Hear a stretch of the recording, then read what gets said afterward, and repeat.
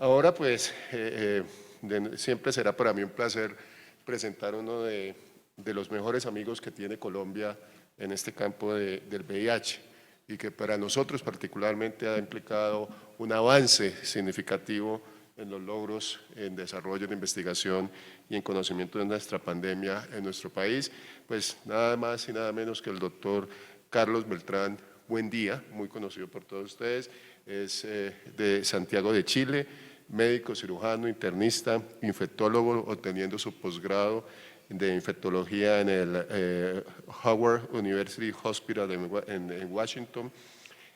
Pues ha estado en el campo de la infectología por más de 25 años y muy especialmente en el área de VIH-Sida.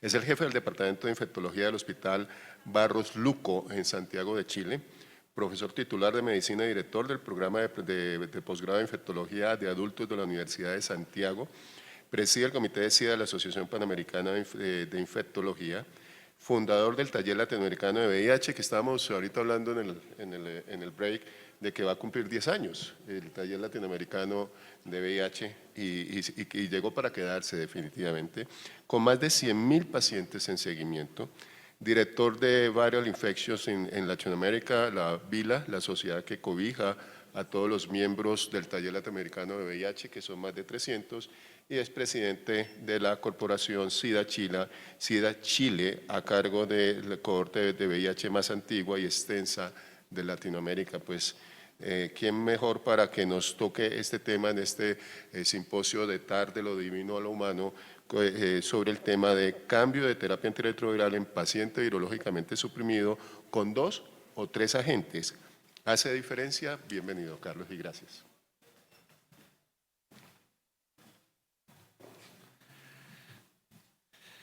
Bueno, muchas gracias. Un placer estar en Colombia nuevamente de manera presencial y abordar este tema que la verdad es que, se los confieso, marea un poco aquí entre salsas, tangos, Suor, Géminis, Andes, Gardeles y otras cosas que vamos a ver. La verdad es que surge muchísima información que voy a tratar de sistematizar. Entonces, para comenzar, ¿qué es esto de 2 o 3 drogas? Esto es algo para nosotros relativamente nuevo. Me atrevería a decir que hasta antes de que comenzara la pandemia no había discusión. Las terapias eran con 3 drogas, no tengo conflictos de interés mayores que demostrar. Y esto surgía de lo que es muy conocido, ¿no es cierto?, que la monoterapia pierde eficacia rápidamente, la terapia doble es un poco más efectiva en suprimir la carga viral, pero también pierde eficacia, y las que logran una supresión sostenida de la carga viral son las terapias triples. Por lo menos esta era la evidencia desde el año 96, en que aparecieron los inhibidores de proteasa, primero no busteados, después los no nucleócidos, los inhibidores de proteasa busteados por los 2000, y en 2007 aparecen ya para uso clínico los inhibidores de integrasa, y el paradigma pasó a ser 2 nucleócidos, un inhibidor de integrasa, y en nuestra región todavía 2 nucleócidos y un no nucleócido, como ya lo conversaba el doctor Lopardo, o inhibidores de proteasa, pero siempre 3 drogas. La verdad es que eso tampoco es tan cierto, porque si uno revisa las guías por allá por los años 2016, 2018, en los casos de fallo virológico, la recomendación era trate de dar 3 drogas activas, pero al menos de 2. Por lo tanto, y es lo mismo que decían las guías americanas.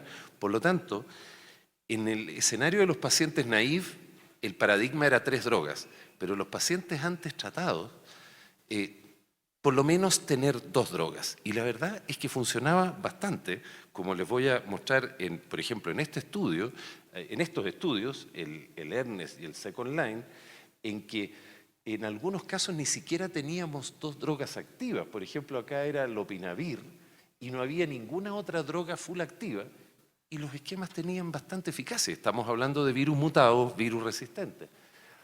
O en el Downing, que comparó dolutegravir con lopinavir, siendo mejor o teniendo mejores resultados dolutegravir, pero vean que, por ejemplo, en presencia, y esto con dos nucleósidos que incluían 3TC o FTC, principalmente 3TC, que en presencia de la M184 igual se mantenía una alta eficacia. Por lo tanto, teníamos dos drogas activas, y en algunos casos menos de dos drogas activas.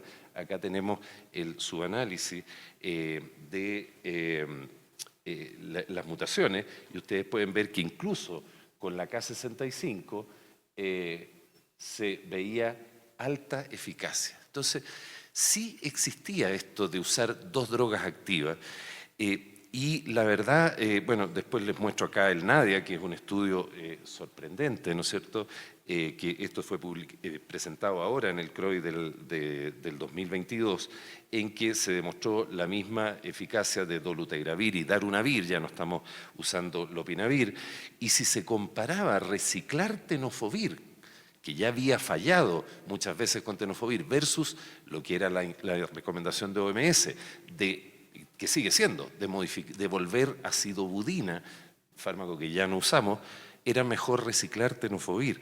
Y si vamos a los datos duros, fíjense que había muchos pacientes que tenían la M184 y le estábamos dando tenofovir 3TC, por lo tanto tenofovir y dolutegravir como drogas activas, y funcionaba igual que en las personas sin mutaciones, y incluso si tenía la K65R tenía alta eficacia. Entonces, esto que nosotros hacíamos, y me acuerdo haber tenido congresos con tremendas discusiones en que, tratando de llegar a las tres drogas activas en los pacientes multitratados o con fallas previas, les agregábamos score de 0,75, de 0,5, voy a exagerar un poco, 0,25, 0,125. Le metíamos muchísimas drogas para tratar de llegar a un score sobre 2, con lo cual poco le agregábamos en eficacia y mucho en toxicidad. Es un hecho que había pacientes que tenían esquemas de 5 drogas o más de 5 drogas. Imagínense lo que es eso en términos de toxicidad. Por lo tanto, el escenario antes de la pandemia era paradigma 3 drogas para los esquemas de inicio y por lo menos 2 y a veces menos de score 2 para los rescates, lo que obviamente no tiene sentido. Y esto era, ustedes ven lo que decían las guías clínicas de la época, recomendaban solo esquemas de 3 drogas, las distintas guías clínicas internacionales, y no había espacio para los esquemas de 2 drogas, a pesar de que había evidencia de que los esquemas de 2 drogas, tanto en inicio de terapia como en switch, podían funcionar. Y ya teníamos el estudio Gemini a esas alturas. Ya teníamos el LATE-2 de cabotegravir con rilpivirina, el Gemini de inicio de dolutegravir 3TC, el LATE-2 de inducción y después switch. Teníamos el SWORD de dolutegravir rilpivirina, cabotegravir rilpivirina, dolutegravir rilpivirina en switch, que habían demostrado no inferioridad.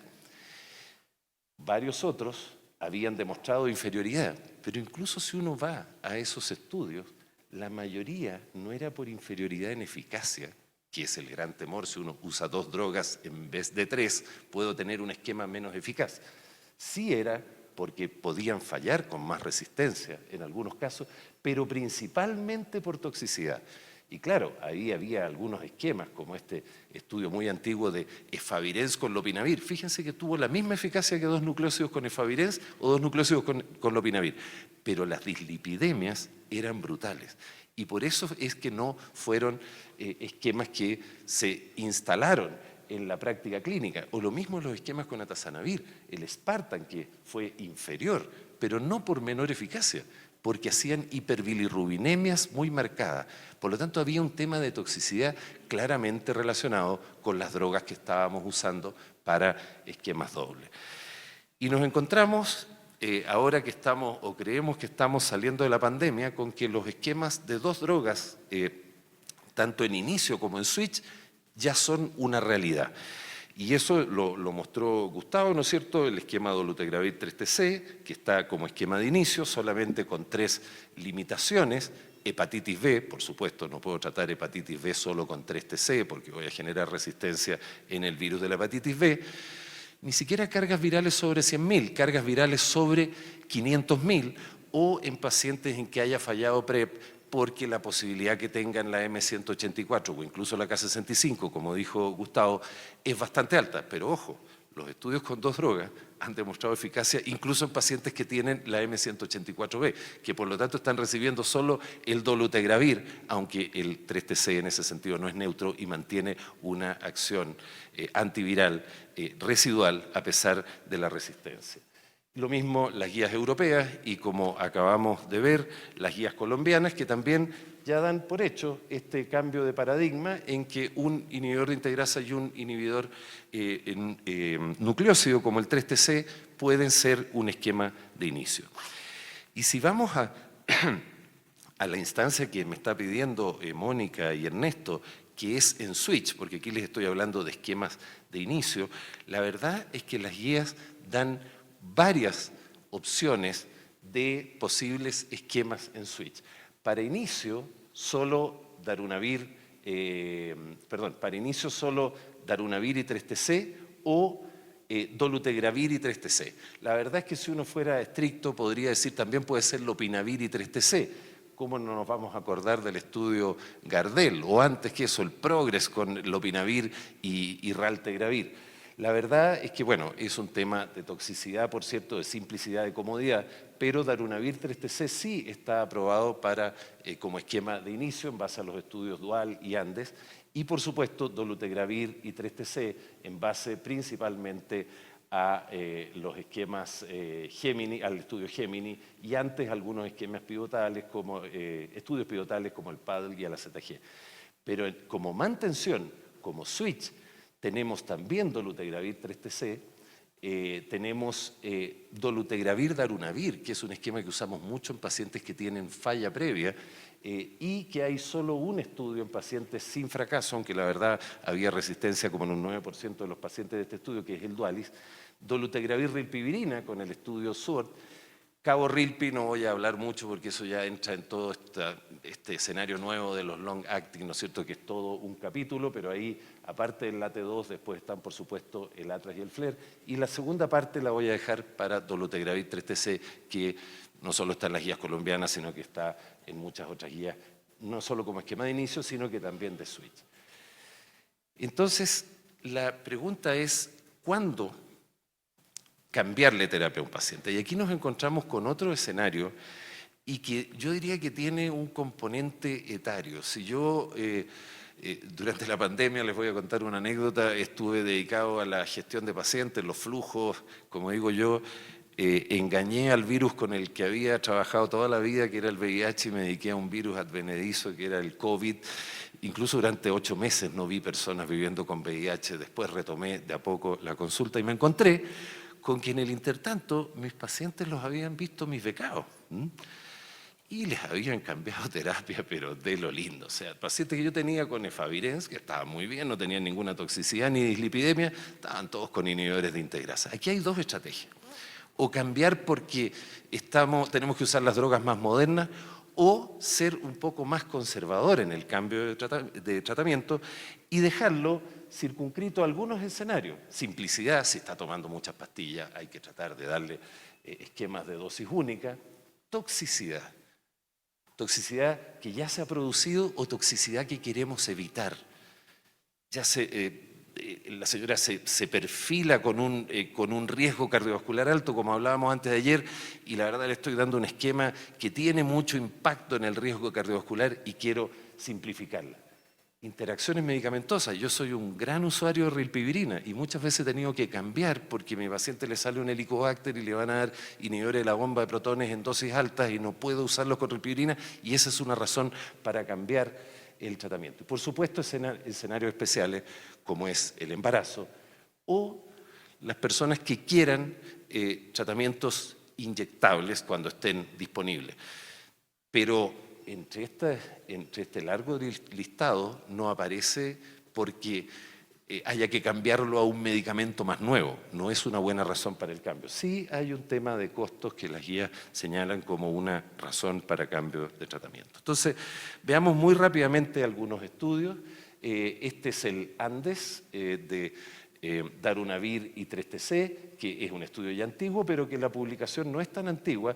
Yo les diría, no vean las barras de la eficacia. Las barras de la eficacia siempre están contaminadas por las fallas virológicas y las otras causas.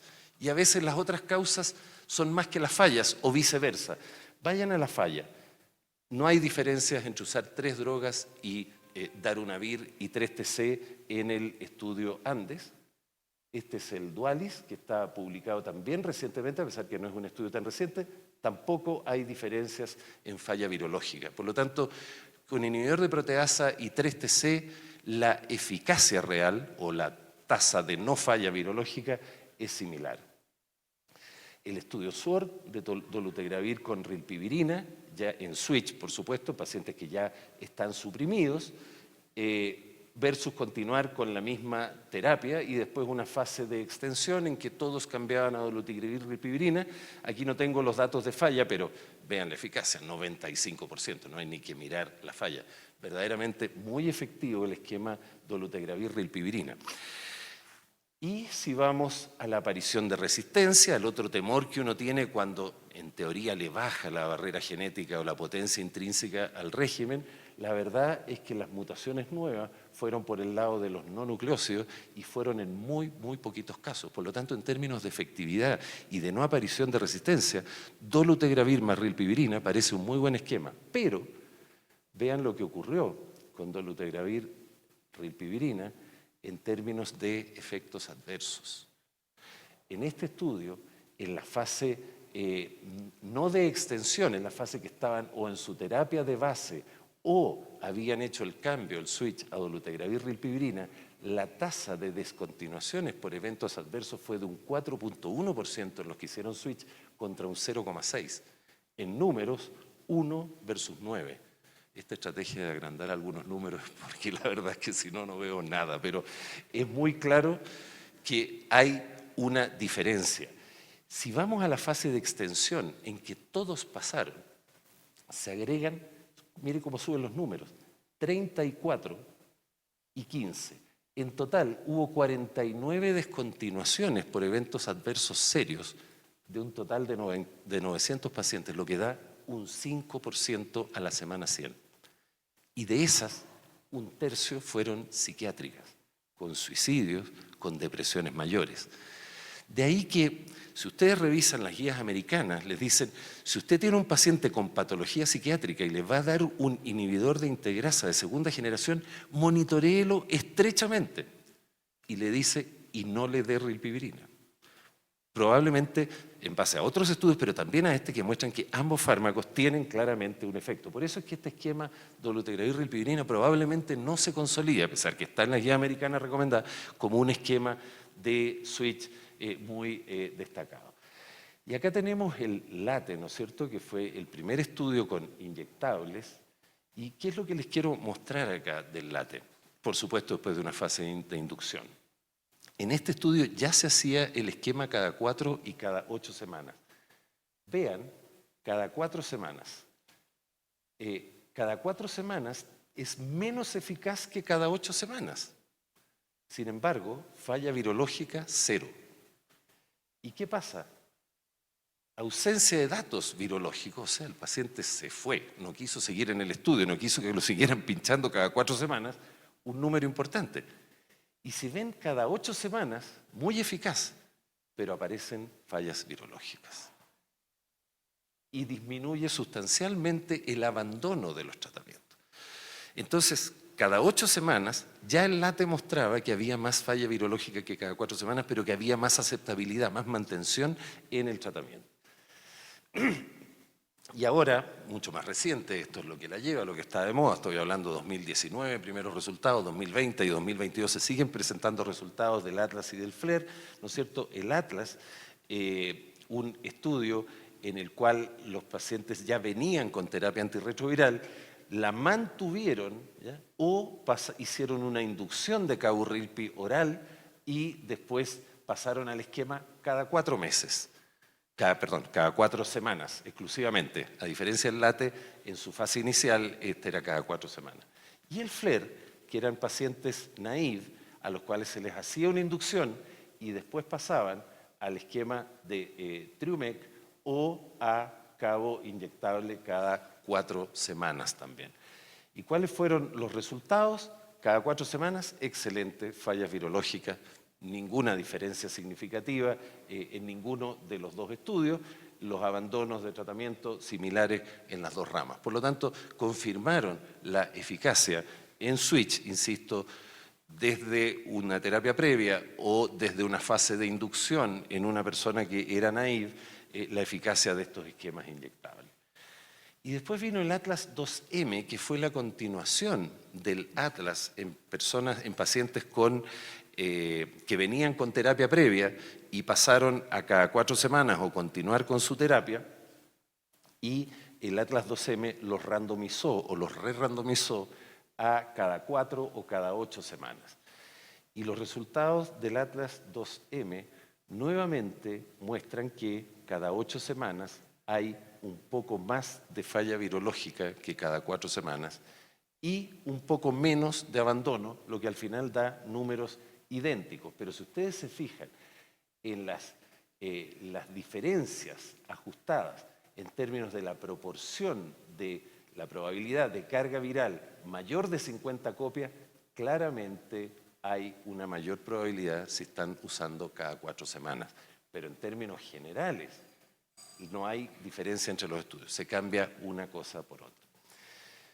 Más preocupante que eso, en los fracasos del Atlas 2M, aparte del subtipo A6, de ser ruso, que tiene varias complicaciones, entre que te pueden mandar a Ucrania, ¿no es cierto?, pero también puedes tener un subtipo especial del VIH que no anda muy bien este esquema de cabotegravir rilpivirina, y vean que sí aparecieron en las fallas bastante, lo que está en rojo, bastantes mutaciones para no nucleócidos, pero ojo, también aparecieron mutaciones para integrasa. Y no solo la 155, que no afecta al dolutegravir, sino que la 148. Que si además tuviera la 140, sí complica los inhibidores de integrasa de segunda generación, tanto victegravir como dolutegravir. No apareció la 140, pero sí la 148. Por lo tanto, ojo con los esquemas cada 8 semanas. Hay una pequeña diferencia en las tasas de falla y hay posibilidad de aparición de resistencia. Vamos a esta última parte, me quedan 5 minutos, al dolutegravir 3TC con los estudios pivotales, ¿no es cierto? Después el Gemini para inicio y los estudios para switch, que son los que en este momento se siguen presentando en todas las instancias internacionales, que son el tango y el salsa. Esos son 5 todavía, ¿no? Yeah. Si se aburren mucho con tanto nombre, me dicen y paramos antes en todo caso. Bueno, ¿de dónde esto de dolutegravir 3TC? Tantos años, a ver, desde el 2000, no, desde 1996, más de 20 años usando 3 drogas. ¿Y por qué esto de repente de usar 2 drogas? Bueno, fíjense que si vemos el esquema dolutegravir 3TC y lo comparamos con los esquemas de 3 drogas que también contienen dolutegravir, la potencia intrínseca, vale decir, la intensidad de la supresión virológica es igualmente alta y mucho más que con otros antirretrovirales. A lo que se suma una característica del dolutegravir y también del 3TC es que tienen una farmacocinética que les permite niveles intracelulares muy altos por un periodo largo de tiempo. Por lo tanto, es una combinación que tiene características farmacocinéticas y farmacodinámicas que la hace muy potencialmente efectiva en términos de lograr la misma eficacia y no aparición de resistencia en el fallo que los esquemas de 3 drogas. Entonces, vamos a los estudios Géminis, ¿no es cierto?, que fue dolutegravir más 3TC versus dolutegravir más Truvada como primera línea. O sea, esta es la prueba dura. O sea, aquí los antirretrovirales se encuentran con una carga viral alta, con alta replicación y tienen que hacer su efecto. Distinto es cuando el paciente está ya suprimido y hay que mantener esa supresión. ¿Y qué muestran estos estudios en pacientes naïve? Exactamente la misma eficacia. Estos ya son los resultados a 144 semanas que están recién publicados en el AIDS. Este es uno de los tantos grandes aportes de Pedro Kahn, sin duda que fue uno de los impulsores de esta idea de la terapia doble, pero les insisto, más allá de ver esta eficacia, vean cuántas son las fallas. Más de 50 copias, 4 pacientes y 5 pacientes en el otro brazo. Por lo tanto, dolutegravir 3TC a 144 semanas, no hay más falla virológica que los esquemas de 3 drogas. Y una preocupación que existía con este esquema, porque los resultados a 48 semanas, el grupo de personas con menos de 200 CD4 había tenido inferioridad de dolutegravir 3TC respecto de la terapia triple. Pero a las 144 semanas, ese factor se corrige y no hay diferencias ni siquiera en las personas que parten con menos de 200 CD4. Esta restricción de más de 500.000 copias es porque en este estudio no había una suficiente representación de personas con más de 500.000 copias. Si les interesa mi opinión y me preguntan a mí, no sé si creo que el mejor escenario sea de estas personas que llegan con 1 millón de copias darle dolutegravir 3TC, pero es algo más intuitivo y normado en las guías que algo que esté demostrado. Respecto a la velocidad de supresión virológica de ambos esquemas, doble y triple, en general y en personas con más de 100.000 copias, la misma velocidad de supresión virológica. Y si lo vemos en lo que acá llaman blips, que yo creo que está equivocado este reporte, esta publicación del IAS, que dice que había más blips en el esquema de 3 drogas en la semana 12, 16 y 24, eso no son blips, es velocidad de supresión virológica, pero todavía no estamos en el momento en que se alcanza la supresión completa. Pero claramente la supresión fue incluso más rápida en el esquema con 2 drogas que con 3 drogas, y después la presencia de cargas virales detectables más allá de la semana 24 es similar en ambos esquemas. Por lo tanto, la potencia es similar, es similar. Si vamos a los estudios de switch, que son el tango, ¿no es cierto?, y el salsa, personas que venían con terapia antirretroviral y fueron randomizados a dolutegravir 3TC o a seguir con su esquema de terapia antirretroviral, yo siempre le pregunté a Viv por qué hicieron los 2 estudios. La verdad es que hay algunas diferencias entre los estudios, porque este es el... Aquí se los voy a mostrar, no está muy claro, acá se los voy a mostrar en un resumen que hice de las diferencias de los 2 estudios, pero básicamente eran pacientes que venían con un esquema de TAF. Había muy pocas mujeres y este estudio se hizo solo en Europa, Estados Unidos y Australia. Y si pasamos al salsa, este ya fue un estudio con el mismo esquema, pero un poquitito más amplio, incluyó Latinoamérica, al menos México, creo que Argentina también, México fue una exigencia, pero si no, no entraba en México, y ya venían de distintos esquemas de terapia antirretroviral, y acá, siempre dentro de la línea actual, que es muy, muy importante incorporar más mujeres. Entonces, si uno hace una comparación de estos 2 estudios, solamente Europa, Estados Unidos y Australia en el tango, 17 países de 4 continentes en el salsa, mujeres 8 versus 40% en el salsa, régimen previo, integrasa eran 2/3 en el tango, solo el 40% en el salsa, aquí venía mucho más de no nucleócido, en ambos los IP son como un 10%, el régimen previo, TAF en el 100% del tango. Ojo, y ahí salen diferencias si uno analiza seguridad con el Gemini, por ejemplo, de inicio, en el cual el comparador era tenofovir disoproxil. O sea, claramente aquí el escenario en términos de lípido es distinto y se los voy a mostrar. Acá el TAF era solo 35 en el salsa y más del 40 o 50% estaba con disoproxil fumarato. La terapia previa por 34 meses, por 67 meses de mediana en el salsa. Y ojo, esto para señalarlo, lo conversábamos el otro día, vean el índice de masa corporal al momento del switch. Esta es la mediana, 27 y 26, o sea, la mediana está claramente instalada en el rango del sobrepeso. Bueno, los resultados son óptimos, nada de falla virológica prácticamente, un caso contra 2 casos, y en el salsa lo mismo, no hay prácticamente fallas virológicas. Y si vamos a algo más exigente todavía, en cuantos el target era no detectado, o sea, no había detección de RNA circulante, las tasas son similares y muy altas en ambos grupos. Por lo tanto, hacer el switch a dolutegravir 3TC en un paciente suprimido es, como decimos en Chile, papaya. O sea, no hay mayor riesgo de falla sin ninguna duda.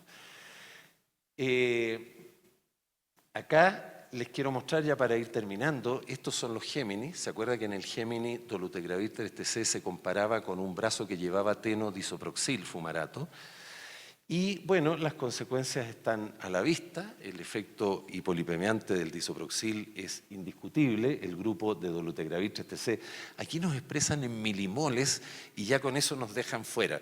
Pero yo hice el trabajo de traducírselo a miligramos por decilitro y el grupo dolutegravir 3TC subió de colesterol total 12,5 miligramos por decilitro versus el grupo que siguió con que se randomizó, porque este es el Gemini, a tenofovir disoproxil, que bajó en 6 miligramos su colesterol total. Por lo tanto, hay una diferencia de prácticamente 20 puntos a favor de disoproxil fumarato respecto de un esquema de 2 drogas. Y si comparamos el LDL, que es el que nos interesa, aquí los números son más 6 para 2 drogas y menos 6 para tenodisoproxil. Por lo tanto, también en términos de riesgo cardiovascular, sabemos que el disoproxil tiene un efecto benéfico.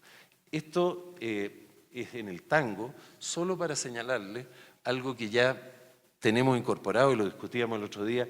Vean qué porcentaje de pacientes, tanto en el basal como a las 48 semanas, tienen niveles deseables, niveles en el target de lípidos. El 30% de colesterol LDL. Y en los esquemas con TAF también. Por lo tanto, nuestros pacientes en general no están en el target de lípidos y esto claramente es algo que tenemos que reenfocar como prioridad, por lo menos a la espera de los resultados del estudio REPRIV, ver que al menos los lípidos los manejemos en rango normal y en ese sentido sí, los esquemas de 2 drogas no tienen un efecto protector en términos lipídicos. ¿Hay algo que nos salió? Fíjense en este estudio, ¿cuál era la prevalencia? Lo hablábamos el otro día y le decía, hasta el 50% o más de las personas con VIH tienen resistencia a la insulina.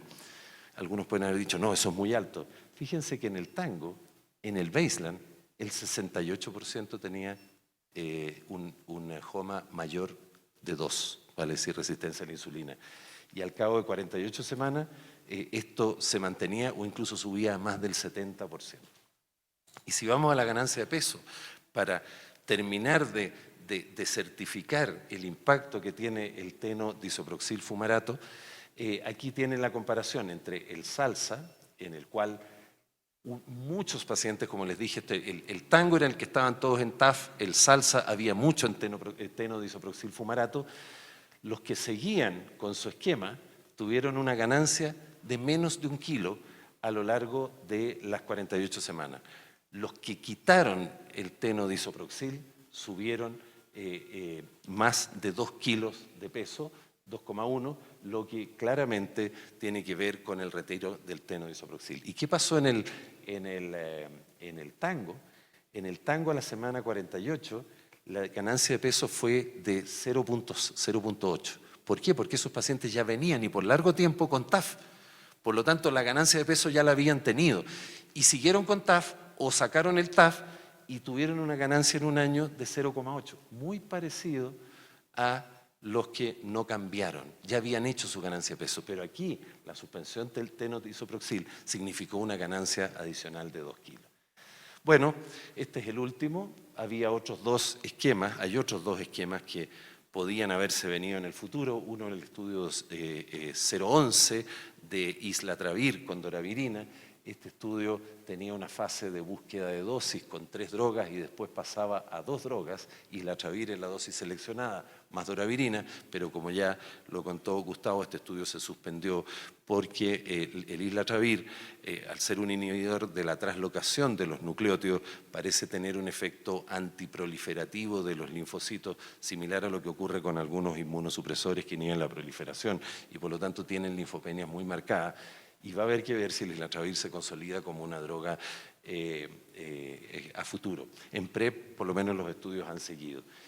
Y el lenacapavir, que es una droga muy interesante, que está en este estudio, el Calibrate, está también en la fase inicial en que va con 2 drogas, por lo tanto no tenemos resultados todavía de lenacapavir con una droga más, como 2DR, pero ahora ya entra, esto se presentó ahora en el CROI, ya está entrando a la fase de 2 drogas en que es lenacapavir subcutáneo cada 6 meses con TAF o lenacapavir subcutáneo cada 6 meses con Victegravir versus las terapias triples. Por lo tanto, el islatravir no sabemos, un gran interrogante, pero el lenacapavir sí podría ser otro esquema de 2 drogas que en el futuro forme parte del arsenal. En resumen, lo que les quiero señalar es que los esquemas de 2 drogas no son una novedad, ya eran una realidad en los pacientes experimentados.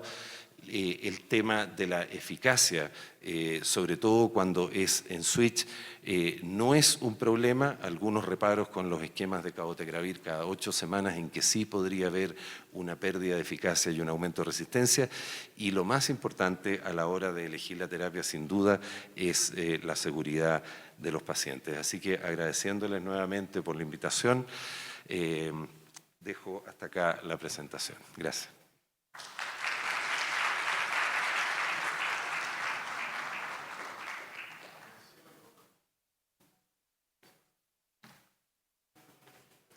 Doctor Beltrán, muchísimas gracias por su conferencia, por llevarnos de lo divino a lo humano en la práctica con la terapia antirretroviral.